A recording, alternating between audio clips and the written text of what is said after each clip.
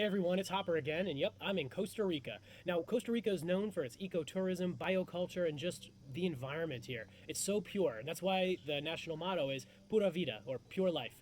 But I'm here for many things, but this video in particular is about doing the El Camino de Costa Rica. Yep, it's a hiking trail that was created by the Mar a Mar Association that goes from the Caribbean all the way to the Pacific Ocean. It crosses the entire continent, 280 kilometers, or about 165 miles. While I'm here at Muelle de Goshen right now, this is where some people actually start their trail, but I didn't start here. I went all the way to the Caribbean because I'm trying to be a purist on this trail, and you have to start at the Caribbean. But it involves a lot of logistics in order to do so. It involves, I think, 3 boat rides because there's a lot of barrier islands. So that's what I did. So how did I get here to Muelle de Goshen right now? Well, watch this next part, and it'll catch you up as to how I got to the Caribbean and back here. And then we'll get back on trail so we can hike on. After taking the big bus from the capital of San Jose to Siquieres, then you have to take either a taxi or a colectivo or a local bus to Caño Blanco, where there's a dock, where there's a boat that'll take you to Parismina. But when I was asking where the colectivos pick up, one of the locals said, hey, you can't use that, I'm taking you, because I live right near there. So that was awesome, the locals are so cool. So you come here to Caño Blanco, and here's Restaurante Caño Blanco, and right there is the dock. You'll take a lancha, and that'll get you to Parismina.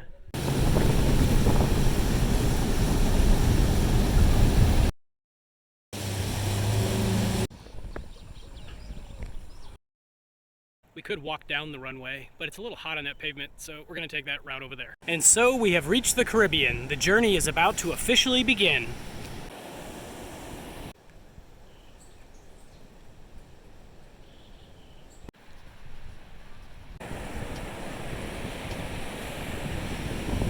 You get to a point on the barrier island where you can't go any further. So we're in another boat. I'm here with Julio Knight. He runs one of the hotels, so that's where I'm crashing tonight.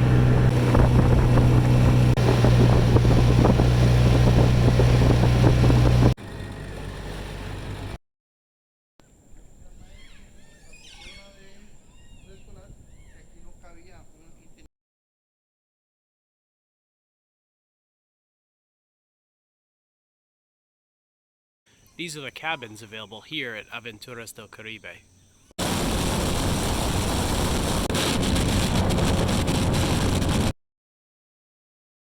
And this brings us back here to Muelle Goshen. So hopefully this catches everyone up. We're definitely not going to starve on this trail. There are bananas everywhere.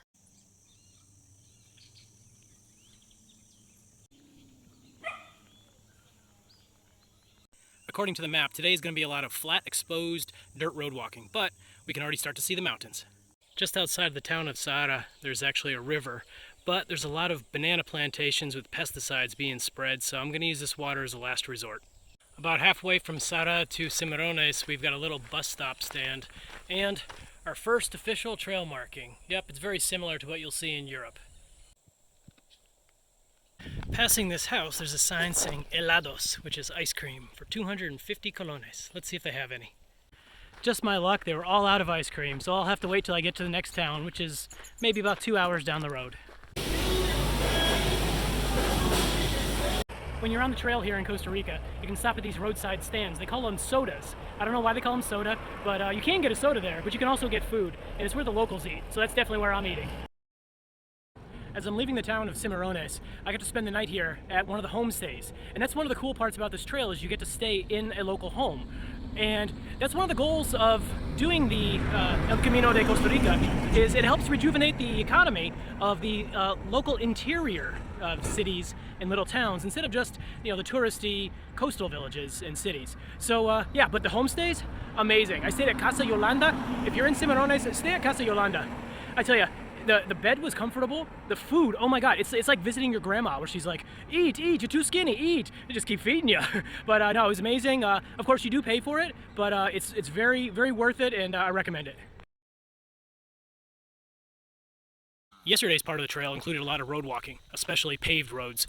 But we're heading more into the interior and maybe a few more cows. Looking back to the east, you can see we've really made a lot of uphill. And we got a couple mountain bikers heading up too. Right across the street from this remote little farmhouse is what looks like a pond of some sort. Since I don't know where the next water source is, I'm filling up here. Well, it's just before noon. I've reached my destination for the day since I've pre-coordinated to stay here at the Escuela Brisas de Pacuarito. The curriculum here reinforces the environmental message promoted in the area, which supports agrarian culture amid the growing market for ecotourism. Students represent a mix of the nearby indigenous and mestizo communities. Instruction includes classes in the Cabécar tribal language to help preserve this culture for future generations. Now I just need to wait for the school teacher to show up and pay 5,000 colones in order to stay here. There are no students present, but just in case the teacher wants an apple, I got one. We've got 6 hours until sunset, so this is a great opportunity to tell you about the Mar Association. They are a Costa Rican association that made this trail possible. And in doing so, they have 3 main goals. One is providing hikers an expedition customized to meet a wide variety of trekking goals and include many unique experiences, appreciating the natural and cultural attractions of Costa Rica by means of a backcountry trail that unites the Atlantic and the Pacific Oceans. Number 2 is help the development of small rural businesses with a commitment to sustainability. And 3, offer new destinations within rural communities, providing information, security, local gastronomic options, lodging, and other cultural attractions. How can you not support these goals? They're awesome. So yeah, that's what the Mar Association hopes to achieve, and so do I.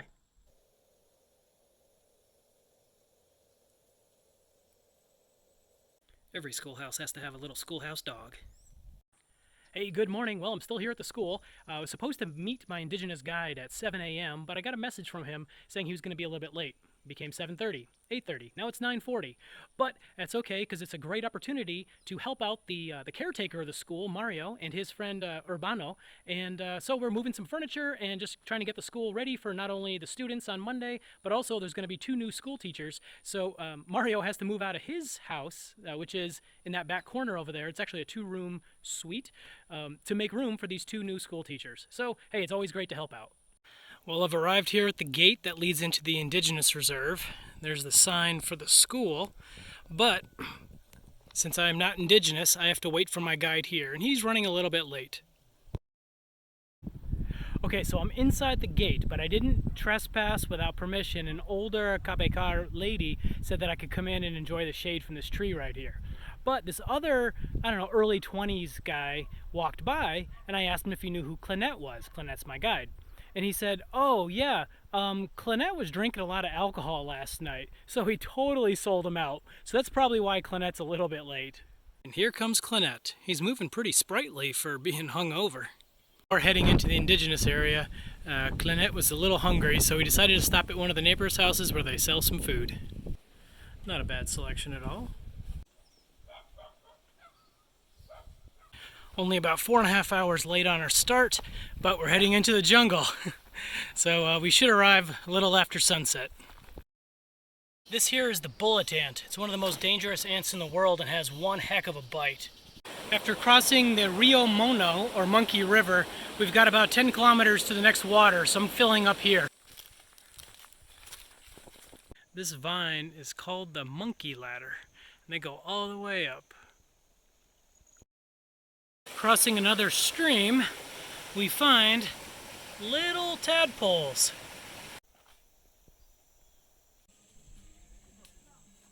Okay, so I'm here with some locals, and my guide brought me to some chicha, which is a local drink. Yeah, it's got corn, maize, and cane sugar. So let's give it a shot. Definitely tastes like it's a little fermented, but it's pretty good. Pretty good.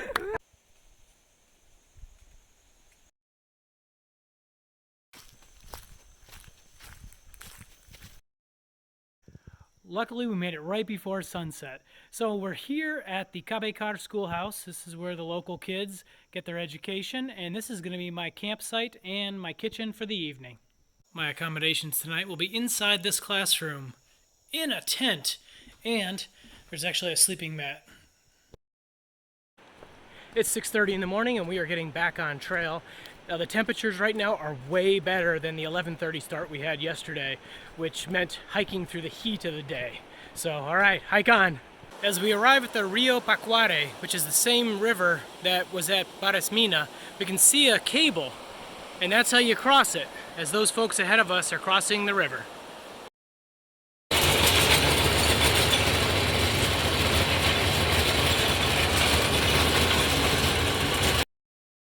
Looking back, we can see the cable car is a little bit wobbly, but if that scares you, you can walk across like Clenette. We come here to a juncture in the road. Heading to the left is the normal route, but there are a bunch of cows and very aggressive bulls. The guide was saying that just last week, one of the bulls charged at one of the hikers. So we're going to take a variant and head this way here. And in fact, even the guide said that he was scared of the bulls. Well, I had to say goodbye to Clenette. I'm out of the jungle, and well, let's see where the trail takes us. We said goodbye to Clenette at the end of stage 4 of 16 of the El Camino de Costa Rica.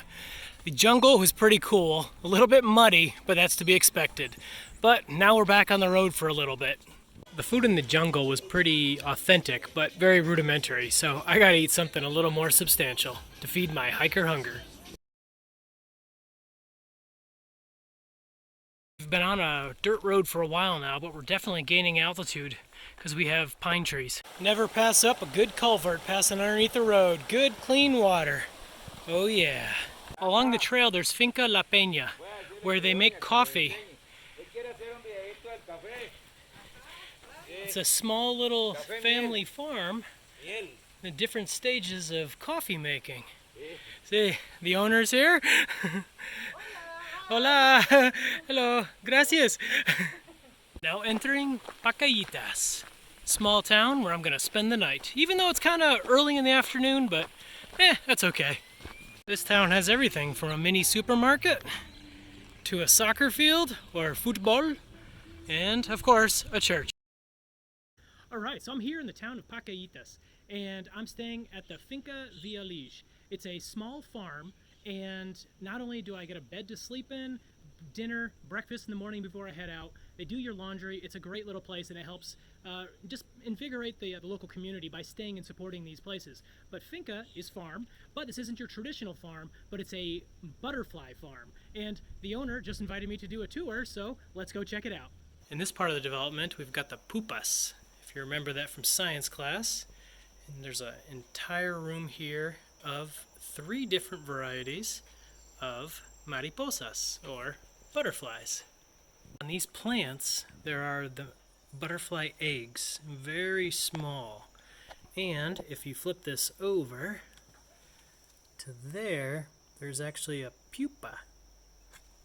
On this table, you can see what looks like a caterpillar, which become the pupas. They have more here, and they will end up in their Villalige, in the, I don't know, we'll call it a cage. When they're mature, she brings them here to the giant netted area for them to be free, at least until they're exported. In case you were wondering, butterflies love to eat papaya. Definitely, but so do I. Here in the big enclosure, the mariposas, or butterflies, like each other a lot because you can see they're already laying eggs.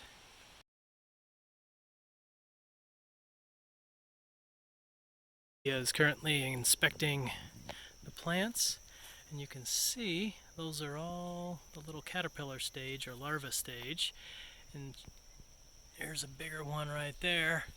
She'll put them in where they can get food on the leaves, but then will be protected by the net from predators like birds. Hey, good morning. Well, we have to leave the butterfly farm behind.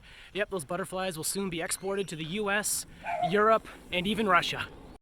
The thing that sets this trail apart from other trails isn't just the hiking itself, but also the sense of community. Yesterday, while hiking through this town, I was first offered coffee. Then I struck up a conversation with this lady and her nephew for about 20 minutes, and when I left, she gave me some homemade bread. I tell you, the people here are so friendly, and I think that's definitely one of the highlights of this trail.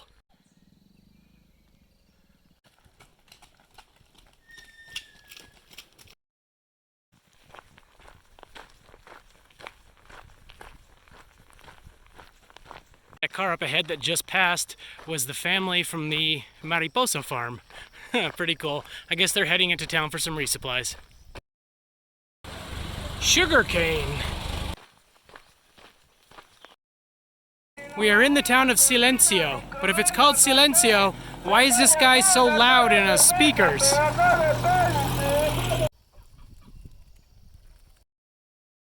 It's the local police. They saw me sitting here having a little break, taking a break in the sunshade, and they just wanted to make sure I was okay, so they're looking out for us.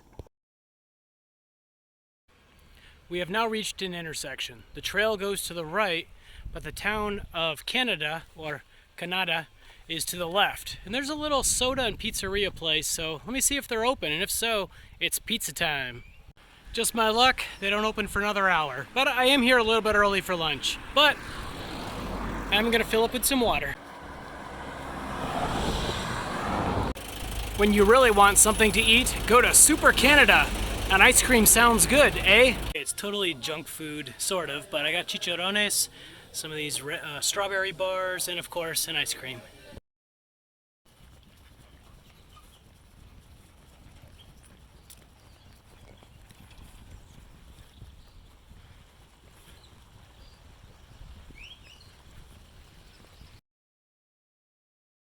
Alright, looks like the trail takes us out of civilization, and there's a water source in this aqueduct. But aqueducts can be pretty dangerous, because once you get in, it's kind of hard to get out with that fast-moving water.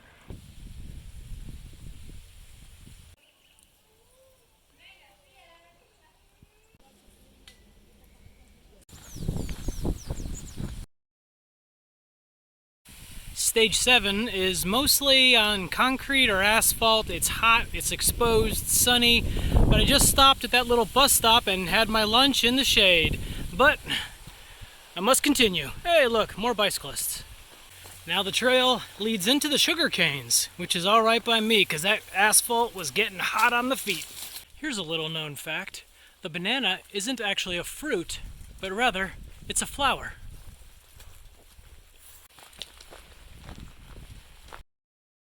Seemingly in the middle of nowhere, in all of these sugarcane fields, is a little restaurant. And I tell you, it's great. It beats eating power bars and stuff. And check out this food. Oh yeah, yep, I'm going for fish and their homemade style of fish. Can't wait to try this.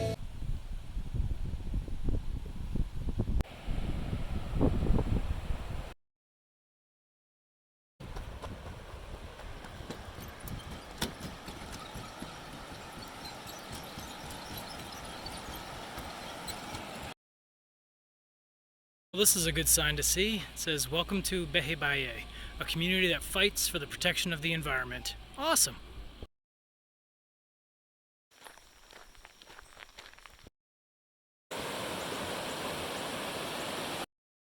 Welcome to Stage 8 of the El Camino de Costa Rica.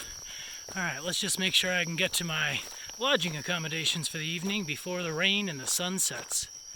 And it looks like we found it just 500 meters away. Refugio de Vida Silvestre El Copal, up this way. Well, that's an interesting building. Okay, well, I'm here at the building, but it looks like it's all locked up. I might be doing some stealth camping tonight.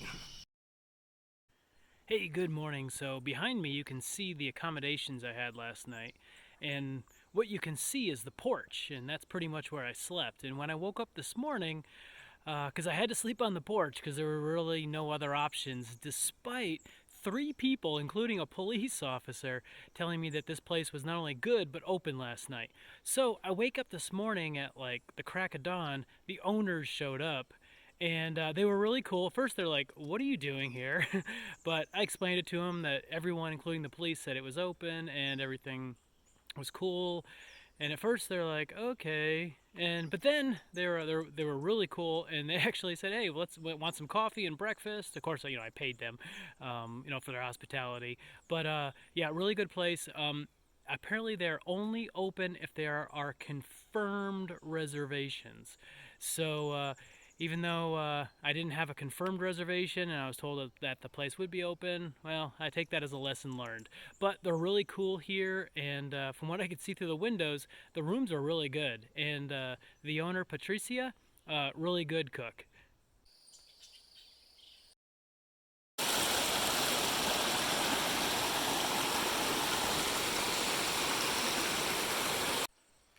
I don't know what kind of cat that is. It doesn't look like a house cat. Maybe it's a baby jaguar. Well, in case Mama's around, I better get out of here.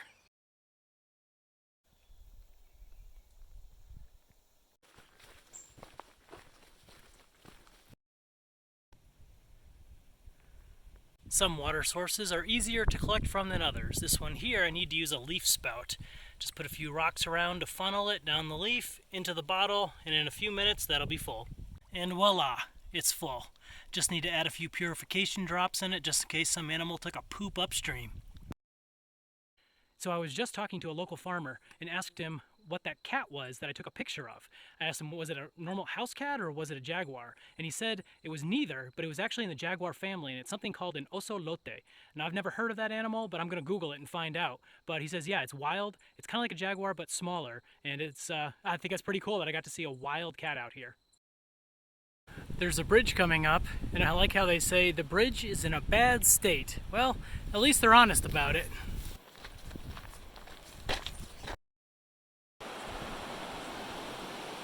Crossing that bridge officially transitions us from Stage 8 to Stage 9 of the El Camino de Costa Rica. We have officially arrived at the midway point on the El Camino de Costa Rica. I think it's time to celebrate. Well, I'm definitely going to celebrate with some good food at a restaurant. I might even hit the hot springs. After enjoying that amazing tenderloin lunch here at Hacienda Orosi, you have the option of using the on-site thermal spas while overlooking the valley below.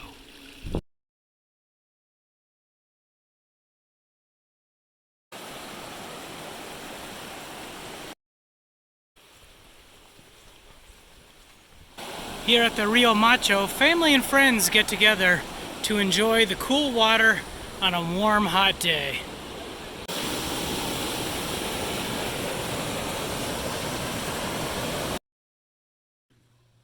Hey everyone, so this is going to be the end of part 1 of 2 of the video on El Camino de Costa Rica.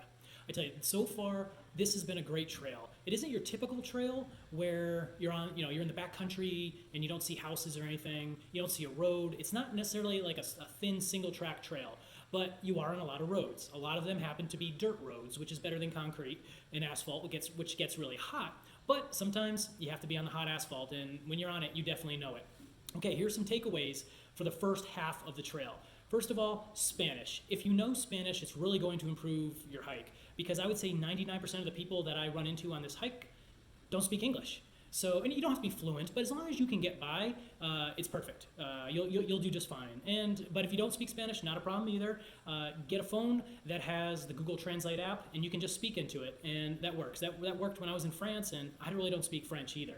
Okay, so Spanish, that's the one thing. Next thing is other hikers. As far as I know, there are only like 4 other hikers on this entire trail. 3 of them are 3 Spaniards who are about a week ahead of me, maybe 4 days ahead of me. Either way, I'm not going to catch up to them. And then there's a single American who's, I think, about a day ahead of me. I'm not trying to catch up to him. If I happen to, great. If not, hey, I'm just hiking my own hike. The only hikers I've actually run into in, I think it's 6 days now, I ran into one hiker, and he was going the opposite direction. So, but I figure after 6 days, if anyone's going the opposite direction, I'm going to run into them. But I haven't run into anyone other than this one other hiker. So, Buff, it was good meeting you, buddy, and maybe I'll see you on another trail. Okay, the people. All right, the people are actually really amazing. When you're walking on the side of the road, the local Costa Ricans will wave to you. Everybody says hello. The cars will beep their horn. Hey, how's it going? And I mean, heck, I've been offered rides. Like I said, people are really friendly. The Costa Ricans really care about the environment, and I think that's awesome. Whether it be just the local Costa Ricans, who really emphasize on taking care of the environment, and I think that's great. Now, if you get into the indigenous area where the Cabacar was, those people they don't only just care about the environment, they actually have security guards in their tribal lands that are armed to take care of and protect not only the plants and the faunas, but the animals as well. So yeah, I think that's really awesome. So okay, so this is going to wrap up the first half of the El Camino de Costa Rica. And hey, if you guys have any questions, comments, anything, go ahead and write them down below, and I'll try to answer them. And we'll have one more video that will complete El Camino de Costa Rica. Thanks for watching. And in case you were wondering, yes, I actually have a bed tonight. I've had confirmed reservations at Rio Macho Lodge.